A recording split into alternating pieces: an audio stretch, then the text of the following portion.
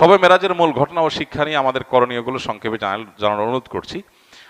ভাই, নবী করিম সাল্লাল্লাহু আলাইহি সাল্লামের জীবনে একটা তাৎপর্যপূর্ণ ঘটনা হলো মেরাজ বা ইসরা। মেরাজ এবং ইসরা এটি নবী সাল্লাল্লাহু আলাইহি সাল্লামের জীবনের সবচেয়ে অলৌকিক ঘটনাবলীর শীর্ষে। কোরআনে কারিমে আল্লাহ রাব্বুল আলামিন সূরা ইসরাতে একেবারে শুরুতে আল্লাহ বলেছেন, সুবহানাল্লাযী আসরা বিআবদিহি লাইলাম মিনাল মাসজিদিল হারামি ইলাল মাসজিদিল আকসাল্লাযী বারাকনা হাওলা।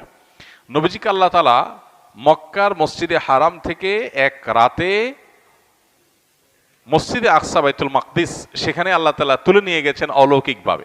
কিভাবে নিয়েছেন? এই সৃষ্টি জগতের সবকিছু আল্লাহ তাআলা যেরকম চালান ওই রকম আল্লাহ তাআলা তার নবীকে ওখানে নিয়েছেন, সেখান থেকে ঊর্ধ্বাকাশে ঊর্ধ্ব জগতে নিয়ে গেছেন, সপ্তম আকাশ ভেদ করে আল্লাহর আরশ, আল্লাহর সাথে সাক্ষাৎ এবং বিভিন্ন নবী রাসূলদের সাথে সাক্ষাৎ করিয়ে জান্নাত জাহান্নামের বিভিন্ন দৃশ্য তাকে দেখিয়েছেন। কিভাবে? সেটা কি ডামি কোনো দৃশ্য দেখিয়েছেন, সরাসরি নিয়েছেন, আল্লাহ ভালো জানেন। আল্লাহ তাআলা সে সমস্ত দৃশ্য দেখিয়ে তাকে আবার দুনিয়াতে পাঠিয়েছেন। তার এই ঊর্ধ্বে গমন এটাকে আর রাত্রিকালীন যে ভ্রমণ, এই উভয়টাকে আমাদেরকে অ্যাজ এ ইমানদার বিশ্বাস করতে হবে। আল্লাহর কাছে অসম্ভব বলতে কোনো কিছু নাই। মুহূর্তের মধ্যে আল্লাহ তাআলা অনেক কিছু করতে পারেন, যেটা আমরা হয়তো বছরকে বছর যুগ যুগ ধরেও করতে পারবো না। এটাই তো আল্লাহ এবং আমাদের মধ্যে পার্থক্য। আল্লাহ স্রষ্টা, আমরা সৃষ্টি।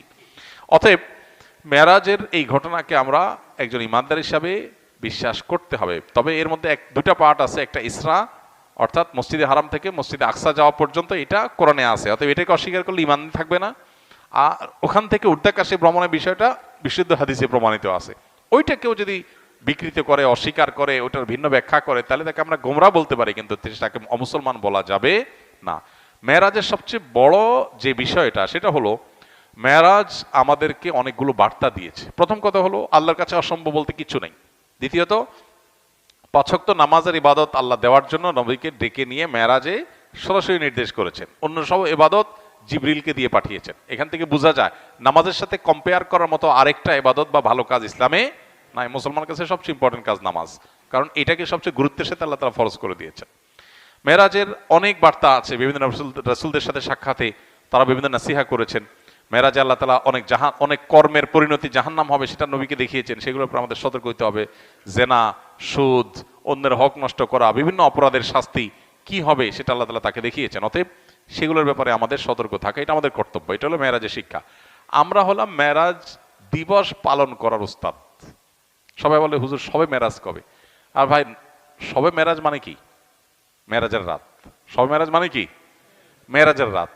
বলে, হুজুর এবছর মেরাজের রাত কবে? এবছর তো কারোর মেরাজ হবে না। মেরাজের রাত কোত্থেকে আসবে?